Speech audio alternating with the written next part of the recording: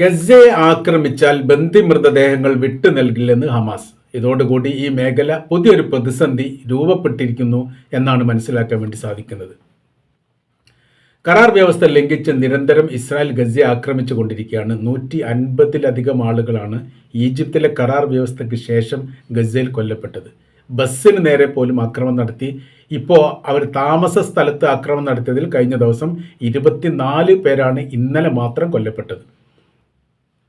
വെടിവെപ്പുമായി ബന്ധപ്പെട്ട കാര്യങ്ങൾ തുടർക്കഥ പോലെ ഈ മേഖലയിൽ ഉണ്ടായിക്കൊണ്ടിരിക്കുകയാണ്.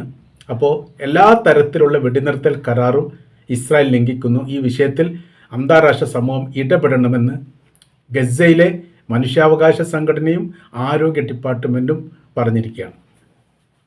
അമേരിക്ക അടക്കമുള്ള രാജ്യങ്ങളുടെ മൗനം ഭയപ്പാടുണ്ടാക്കുന്നതാണ് എന്നാണ് ചില മതസംഘടനകൾ ഗസയെ പ്രതിനിധീകരിച്ചുകൊണ്ട് പറഞ്ഞതായിരിക്കുന്ന വിവരങ്ങൾ അന്താരാഷ്ട്ര മീഡിയ റിപ്പോർട്ട് ചെയ്തത്. എന്താണ് ഇവിടുത്തെ വിഷയം എന്നുള്ളത് കൃത്യമായ രീതിയിൽ പഠിക്കണമെന്നും മനസ്സിലാക്കണമെന്നുമാണ്. ഏകപക്ഷീയമായ രീതിയിലുള്ള വെടിനിർത്തൽ ലംഘനം, കരാർ ലംഘനം ഇസ്രായേൽ തുടർക്കഥയായിട്ട് ചെയ്യുന്നുണ്ട് എന്നുള്ളതും അതിനാൽ ഈ മേഖലയിൽ ജീവിക്കുക വലിയ പ്രയാസമാണ് എന്ന തരത്തിലാണ്. എല്ലാം നഷ്ടപ്പെട്ടുകൊണ്ടാണ് ഫലസ്തീനികൾ ഗസയുടെ വ്യത്യസ്ത ഭാഗങ്ങളിലേക്ക് ഇപ്പോൾ ഒഴുകിക്കൊണ്ടിരിക്കുന്നത്.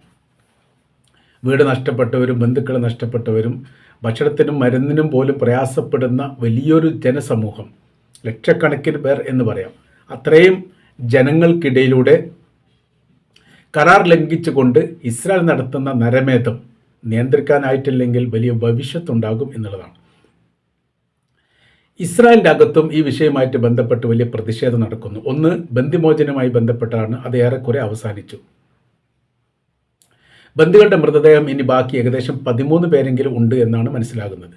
ആ മൃതദേഹം തിരയണമെന്നും മേഖല അപ്പാടെ തകർന്നത് കൊണ്ട് അതിൻ്റെ അകത്തുള്ള ബന്ദികളെ അല്ലെങ്കിൽ ബന്ദികളുടെ മൃതദേഹം പുറത്തെടുക്കാൻ സമയമെടുക്കും എന്ന് ഹമാസ് ആദ്യഘട്ടത്തിൽ പറഞ്ഞിരുന്നു. അത് സ്ഥിരീകരിച്ചുകൊണ്ട് അമേരിക്ക അത് പ്രസ്താവന ഇറക്കുകയും ചെയ്തു. ഏറെക്കുറെ തകർന്നിരിക്കുന്ന ബിൽഡിങ്ങിൻ്റെ അകത്തുള്ള മൃതദേഹം എടുക്കാൻ വേണ്ടി സമയമെടുക്കും എന്ന് പറഞ്ഞാൽ സ്വാഭാവികമാണ്, നമ്മളത് അംഗീകരിച്ചേ പറ്റൂ എന്നുള്ളതായിരുന്നു അമേരിക്കയുടെ നിലപാട്. ഈ നിലപാട് പിന്നീട് ഇസ്രായേൽ ശരിവെക്കുകയും ചെയ്തു. എതിർപ്പൊന്നും പ്രകടിപ്പിച്ചിട്ടില്ല എന്നുള്ളതാണ്. എന്നാൽ കരാർ ലംഘനം അതിനുശേഷം തുടർക്കഥയായിട്ട് വന്നുകൊണ്ടിരിക്കുകയാണ്. പ്രതിരോധം മാത്രമാണ് ഉണ്ടായത് എന്ന് ഇപ്പോഴത്തെ, അതായത് ഇന്നലെ 24 പേരോളം ഫലസ്തീനികൾ കൊല്ലപ്പെട്ടതുമായി ബന്ധപ്പെട്ട് അമേരിക്ക പ്രതികരിച്ചത് ഇങ്ങനെയാണ്: പ്രതിരോധമുണ്ടായതാണ്, അല്ലാതെ കരാർ ലംഘനമല്ല എന്നുള്ളതാണ്. എന്താണ് പ്രതിരോധം എന്നതിൻ്റെ ഒരു ന്യായീകരണം ട്രംപിൻ്റെ ഓഫീസിൽ നിന്ന് പുറത്തു വന്നത്? 2 ഇസ്രായേലി സൈനികർ കഴിഞ്ഞ ദിവസം 2 ദിവസം മുമ്പ് കൊല്ലപ്പെട്ടിട്ടുണ്ട്. അത് ഹമാസ് വെടിവെച്ച് കൊന്നതാണ് എന്ന് ഇസ്രായേൽ ആരോപിച്ചു. എന്നാൽ ഹമാസിന് യാതൊരു പങ്കാളിത്തവുമില്ല എന്ന് അവർ പറയുകയും ചെയ്തു. ഇതോടെ ഇതൊരു പ്രതിസന്ധിയായി. ഇതിൻ്റെ യാഥാർത്ഥ്യം ഏതാണ് എന്നുള്ളതിനെക്കുറിച്ച് അവിടുത്തെ ഒരു സന്നദ്ധ സംഘടന പ്രതികരിച്ചുകൊണ്ട് അവർ ഇതേക്കുറിച്ച് പറയുന്ന വേറെ ഇങ്ങനെയാണ്: യെല്ലോ ലൈൻ വരച്ചുകൊണ്ടാണ് ഇസ്രായേൽ സൈന്യം ഇപ്പോൾ ഒരു ഭാഗത്തേക്ക് മാറി നിൽക്കുന്നത്. അത് മെഡിറ്ററേനിയൻ കടലിൻ്റെ തീരത്തും ഗസയുടെ തെക്ക് വടക്ക് ഭാഗങ്ങളിലെല്ലാം, അതായത് ഈ ഇസ്രായേലിൻ്റെ അതിർത്തിയോട് ചേർന്നിട്ടുള്ള ഭാഗങ്ങളിലാണ് അവരിപ്പോൾ ഉള്ളത്. ഈ റെഡ് ലൈനിൽ അകത്തേക്ക് അല്ലെങ്കിൽ ഈ അതിർത്തി കടന്നാൽ വെടിവെക്കുമെന്ന് ഇസ്രായേൽ പറഞ്ഞിട്ടുണ്ട് എന്ന് പറയുന്നു. അങ്ങനെ 9 ഫലസ്തീനികളെങ്കിലും കൊല്ലപ്പെട്ടിട്ടുണ്ട്. ഈ മേഖലയുടെ ഭാഗങ്ങളിലൂടെ നടക്കുന്ന സമയത്ത് പോലും വെടിവെക്കുന്നു എന്നുള്ളതാണ് ഫലസ്തീനികൾ ഈ വിഷയവുമായിട്ട് ബന്ധപ്പെട്ട് പ്രതികരിക്കുന്നത്.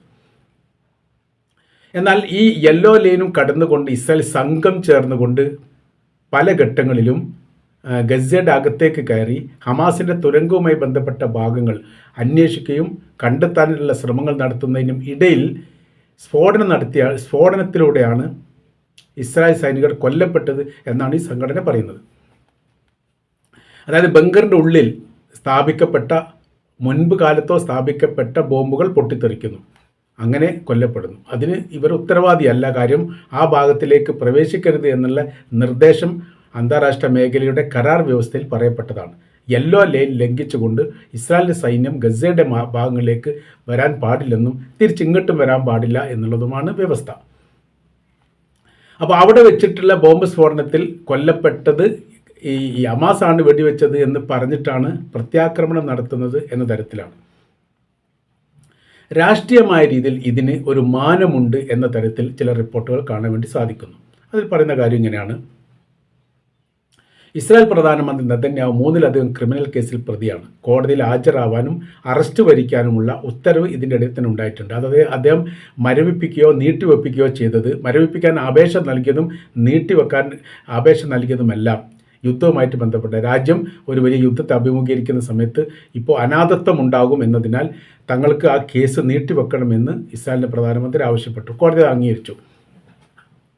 എന്നാൽ ഇന്നലെയാണ് അവസാന ഘട്ടത്തിൽ, അതായത് വെടിനിർത്തൽ കരാർ വ്യവസ്ഥ നിലവിൽ വന്നതോടുകൂടി, ഈജിപ്തിൽ വന്നതോടുകൂടി ഇന്നലെ ഹാജരാവാൻ വേണ്ടി പറഞ്ഞിരുന്നു. ഹാജരാവാൻ പറഞ്ഞ അന്ന് തന്നെയാണ് ഗസയ്ക്ക് നേരെ ആക്രമണം നടത്തി ഇത്രയും ആളുകൾ കൊല്ലപ്പെട്ടത്. അതോടുകൂടി പുതിയൊരു അപേക്ഷ സമർപ്പിക്കപ്പെട്ടിട്ടുണ്ട് എന്നാണ് പറയുന്നത്. വീണ്ടും യുദ്ധത്തിലെത്തിയിരിക്കുന്നു. അതുകൊണ്ട് ഇനിയും കേസ് നീട്ടിത്തരണം എന്നുള്ളത്. ഇതാണ് അതിൻ്റെ രാഷ്ട്രീയമായിരിക്കുന്ന മാനം പറയുന്നത്. രണ്ടാമത്തെ ഘട്ടം പറയുന്നത്, ഇപ്പോൾ ഹമാസ് പറയുന്ന കാര്യം വളരെ ഗൗരവത്തോടു കൂടിയാണ് ഇപ്പോൾ ഇസ്രായേലിൽ തന്നെ എതിരേറ്റത്. ശേഷിക്കുന്ന മൃതദേഹം തങ്ങൾ വിട്ടു നൽകുകയില്ല എന്നുള്ളത്.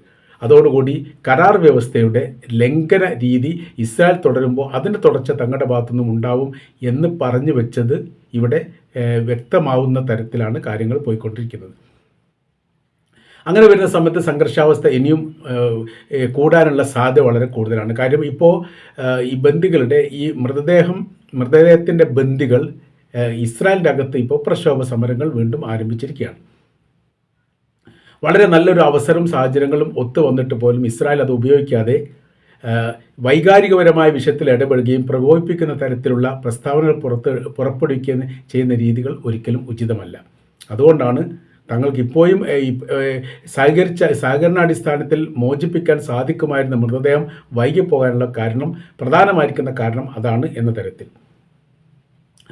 ഈജിപ്താണ് ഈ സാങ്കേതിക വിദ്യകൾ ഉപയോഗിച്ചുകൊണ്ട് മൃതദേഹം കണ്ടെത്താനുള്ള വലിയ ശ്രമം നടത്തിയത്. അത് ഇസ്രായേലും പിന്തുണച്ചിട്ടുണ്ട്. അങ്ങനെ ഒരു മൃതദേഹം കിട്ടുകയും ചെയ്തു. അപ്പോൾ ഒരു പ്രതീക്ഷ ഉണ്ടായിരുന്നു ബാക്കിയും സംഘടിപ്പിക്കാൻ വേണ്ടി സാധിക്കും എന്നുള്ളത്. ആ സമയത്താണ് ഇസ്രായേലിൻ്റെ ആക്രമണം ഉണ്ടാകുന്നത്. ഇസ്രായേലിനെ സംബന്ധിച്ചിടത്തോളം ഈ യുദ്ധം തുടരുകയാണ് ആവശ്യം. കാരണം രാഷ്ട്രീയമായ രീതിയിൽ നെതന്യാഹുവിന് നിലനിൽക്കണമെങ്കിൽ യുദ്ധം തുടർന്നുകൊണ്ടേയിരിക്കണം. അതിന് ഗസക്കാരായിരിക്കുന്ന നിരപരാധികളെ ബലിയാടാക്കുന്ന ക്രൂരമായിരിക്കുന്ന പ്രവൃത്തികളാണ് ചെയ്യുന്നത് എന്ന ആരോപണം അറബ് മേഖലയിൽ നിന്ന് ഉയർന്നിരിക്കുന്നു. ഇസ്രായേൽ നേരെ നടത്തിയിരിക്കുന്ന ആക്രമണത്തെ ശക്തമായ രീതി, ഇസ്രായേൽ ഗസക്ക് നേരെ നടത്തിയിരിക്കുന്ന ആക്രമണത്തെ ശക്തമായ രീതിയിലാണ് അറബ് രാജ്യങ്ങൾ പ്രതികരിച്ചത്. ഒരിക്കലും ഇത്തരം പ്രവർത്തികൾ അംഗീകരിക്കാനോ ന്യായീകരിക്കാനോ സാധിക്കുകയില്ല. വഞ്ചനാപരമായിരിക്കുന്ന നിലപാടാണ് ഇസ്രായേലിൻ്റെ ഭാഗത്തുനിന്ന് ഉണ്ടായത് എന്ന് അവർ ഈ വിഷയമായിട്ട് ബന്ധപ്പെട്ട് പ്രതികരിച്ചിരിക്കുകയാണ്. ഇപ്പം മറ്റൊരു തരത്തിൽ ഉള്ള വിഷയം എന്ന് പറയുന്നത്, ഇറാൻ പ്രതികരിച്ചതുമായിട്ട് ബന്ധപ്പെട്ടാണ്. 20ഓളം രാജ്യങ്ങൾ കരാർ വ്യവസ്ഥയിൽ ഒപ്പിട്ടിട്ടുണ്ട്. ആ കരാറിൽ ഒപ്പിട്ട രാജ്യങ്ങൾ എന്താണ് ചെയ്യുന്നത് എന്നുള്ളത് വ്യക്തമാക്കണം എന്ന് പറഞ്ഞതാണ്. അത് വലിയ രീതിയിൽ ചർച്ച ചെയ്യപ്പെടുന്ന ഒരു പ്രധാനമായിരിക്കുന്ന വിഷയമാണ്. 23 രാജ്യങ്ങൾ പങ്കെടുത്ത ഈജിപ്തിലെ സമാധാന കരാർ വ്യവസ്ഥയിലെ സാക്ഷികൾ, അല്ലെങ്കിൽ ആ രാജ്യത്തെ പ്രതിനിധീകരിച്ചുകൊണ്ട് പങ്കെടുക്കപ്പെട്ടവർ, അവർക്ക് ഈ കാര്യത്തിൽ തീർച്ചയായിട്ടും മറുപടി പറയാൻ ബാധ്യതയുണ്ട്. അതവർ മറുപടി പറഞ്ഞേ പറ്റൂ എന്നുള്ളിടത്തേക്ക് ഈ ഗസയിലെ ജനങ്ങൾ എത്തിയിരിക്കുകയാണ്. ഹമാസിനപ്പുറം ജനങ്ങളാണ് ഇവിടെ മരണപ്പെടുന്നത് എന്നുള്ള കാര്യം മറന്നു പോകരുത് എന്ന് ആരോഗ്യ ഡിപ്പാർട്ട്മെൻറ്റ് പറഞ്ഞിരിക്കുകയാണ്. വെസ്റ്റ് ബാങ്കിൽ നടക്കുന്ന പ്രവർത്തനങ്ങൾ ഈ ഗസക്കകത്ത് നടത്താനുള്ള ശ്രമങ്ങൾ നടത്തുന്നുണ്ടോ എന്ന് സംശയിക്കുന്ന തരത്തിലാണ് ഇപ്പോൾ കാര്യങ്ങൾ പോകുന്നത്. അപ്പോൾ ഇപ്പോൾ ഗസയെ സംബന്ധിച്ചിടത്തോളം 55% ഏകദേശം ഇസ്രായേലിൻ്റെ നിയന്ത്രണത്തിലാണ്. ശേഷിക്കുന്ന ഭാഗങ്ങളിൽ ഒരു 35-40% ഹമാസിൻ്റെ നിയന്ത്രണത്തിലുള്ളത്. ബാക്കിയുള്ളത് അവിടെ തന്നെ ഒരു വിമതപക്ഷമുണ്ട്. ഈ ഹമാസിന് എതിരെയുള്ളതാണ്. അവരുടെ കൈവശത്തിലോ അതല്ലെങ്കിൽ സ്വതന്ത്രമായിരിക്കുന്ന ജനങ്ങളുടെ കൈവശത്തിൽ, അതായത് ആ ഒരു ഭരണ സംവിധാനം നിയന്ത്രിക്കാനില്ലാത്ത ചില മേഖല ഉണ്ട് എന്ന് പറയുന്നു. പക്ഷേ ഇവിടുത്തെ എല്ലാവരുടെയും അവസ്ഥ ഏറെക്കുറെ തത്തുല്യമാണ്. കാരണം വീടില്ലാത്തത്, ഭക്ഷണവുമായിട്ട് ബന്ധപ്പെട്ട്, കുടിവെള്ളവുമായിട്ട് ബന്ധപ്പെട്ട്, മരുന്നുമായിട്ട് ബന്ധപ്പെട്ട്, ചികിത്സയുമായിട്ട് ബന്ധപ്പെട്ട്, താമസവുമായിട്ട് ബന്ധപ്പെട്ട്, അങ്ങനത്തെ പ്രാഥമികമായിരിക്കുന്ന എല്ലാ പ്രശ്നങ്ങളും വിഷയങ്ങളും ഗസയിലെ ജനങ്ങൾ ഒന്നിച്ചാണ് ഇപ്പോൾ അനുഭവിക്കുന്നത്. അതിനാണ് ഇവിടെ ശാശ്വതമായിരിക്കുന്ന പരിഹാരം ഉണ്ടാവേണ്ടത്.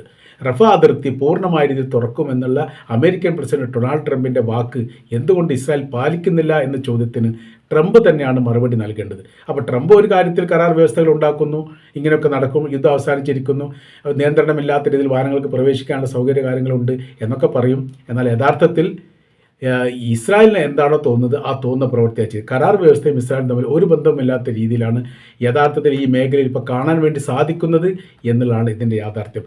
ഏതായിരുന്നാലും ഗസ സംബന്ധമായിരിക്കുന്ന വിഷയം കുറച്ചുകൂടി സങ്കീർണമാകുന്ന രീതിയിലേക്കാണ് കാര്യങ്ങൾ പോകുന്നത് എന്ന് തീർച്ചയായിട്ടും നമ്മൾക്ക് മനസ്സിലാക്കാൻ വേണ്ടി സാധിക്കുന്നതാണ്.